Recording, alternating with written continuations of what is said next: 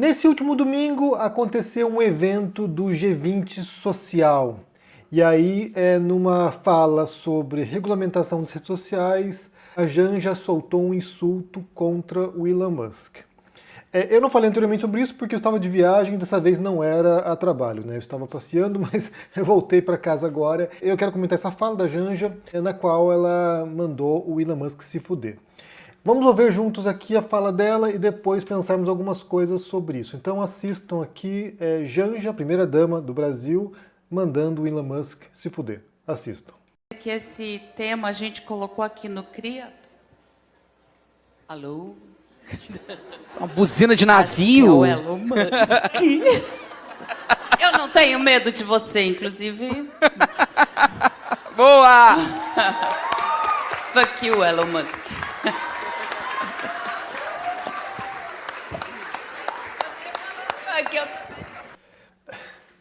Tá, isso gerou uma série de reações, né, pessoas indignadas com isso, foi objeto de notícias pelo mundo, e aí o próprio presidente Lula teve que se manifestar sobre isso, embora não tenha se referido diretamente à Janja, mas ele falou sobre isso e eu quero ouvir com vocês também, porque isso vai nos ajudar a pensarmos melhor sobre essa situação. Então ouçam aqui Lula, na sequência dessa fala da Janja, abordando essa questão do insulto. Então assistam. Eu queria dizer para vocês que essa é uma campanha em que a gente não tem que ofender ninguém. Nós não temos que xingar ninguém. Nós precisamos apenas indignar a sociedade. Indignar as pessoas que conquistaram o direito de comer. Que a gente tem que trazer junto essas pessoas que não têm para comer. Porque não tem nada mais triste do que uma criança levantar de manhã e não ter um café, um copo de leite e um pão com manteiga para dormir. Olha só, se nem o presidente Lula, se nem o marido da Janja encontrou razões para justificar a fala dela, não sei se é você que vai encontrar, mas a gente parte aqui de algumas coisas. Né? Aqui é o Lula político, o Lula presidente falando, e embora a primeira-dama não seja um cargo oficial, ou seja, não é um cargo governamental, é claro que a presença dela, né, e a participação dela nesses eventos, e ela é alguém ativa na política, né, ela está ali participando, ela está junto com o Lula em muitas circunstâncias, ou por conta própria também coordenando ou participando de eventos governamentais, aquilo que ela fala importa, aquilo que ela fala representa de modo pelo menos bastante próximo o governo do marido dela, o governo do Lula.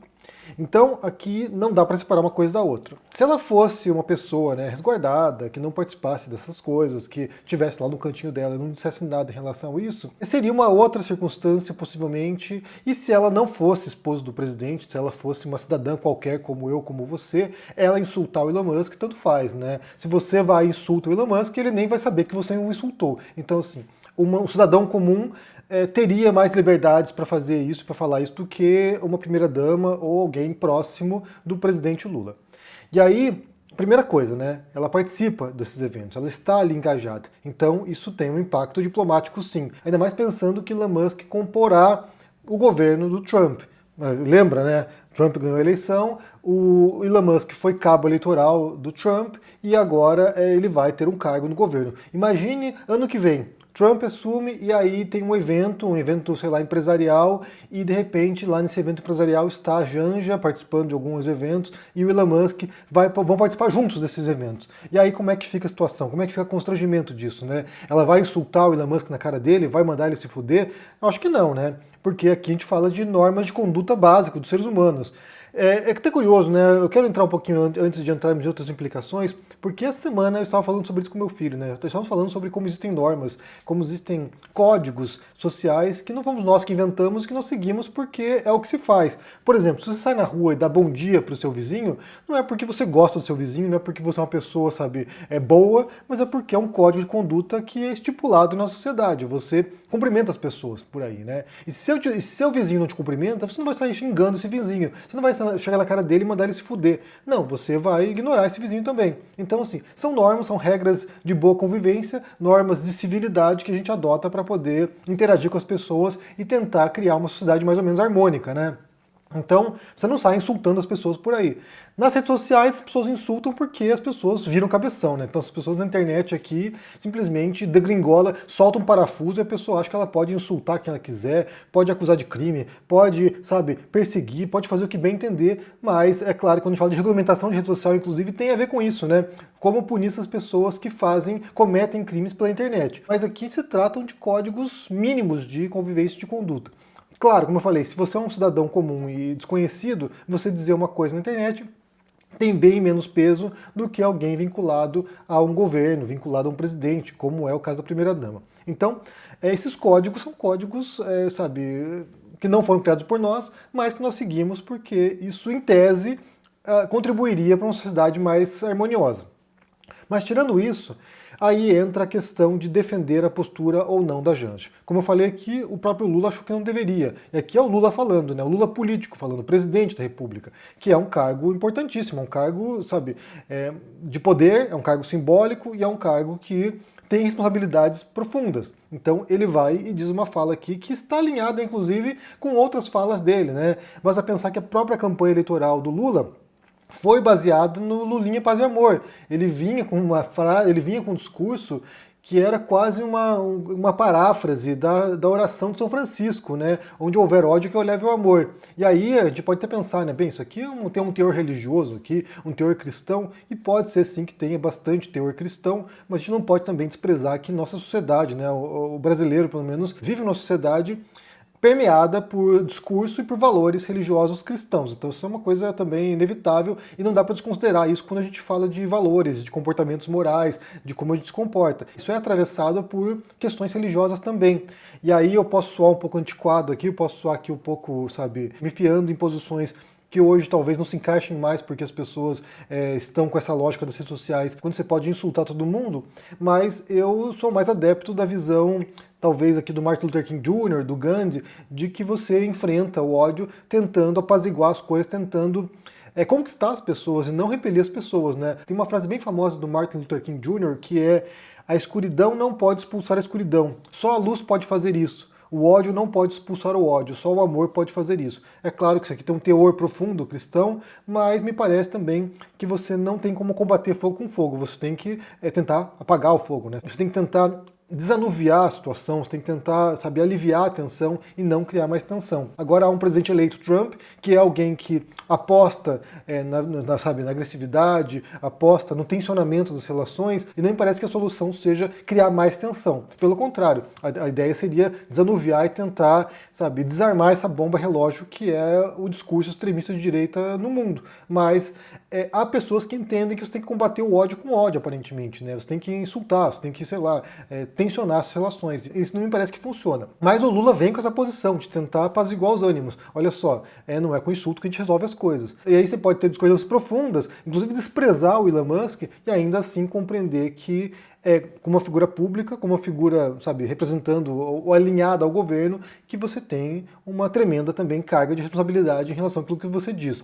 E aí eu vi gente tentando relativizar a fala dela com base no "mas e o Bolsonaro?", que foi, sabe, a frase também durante o governo Bolsonaro. Mas e o PT, né? Mas e o Bolsonaro? E aí gente dizendo, olha só, o Bolsonaro era alguém que o tempo todo dizia atrocidades, sabe, bizarrices, insultava as pessoas, atacou lá a mulher, a primeira-dama da França, né, a esposa do Macron. Ou seja, era um cara que o tempo todo estava causando também, falando coisas esdrúxulas.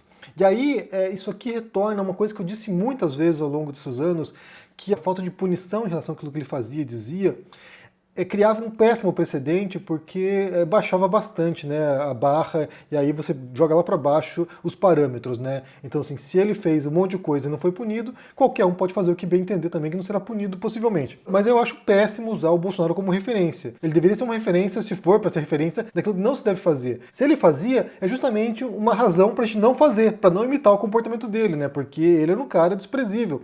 Ele, como presidente, foi essa abominação que a gente viu, essa aberração que o tempo todo estava sendo noticiado por causa disso. E aí todo o entorno do Bolsonaro também virava notícia por causa disso, né?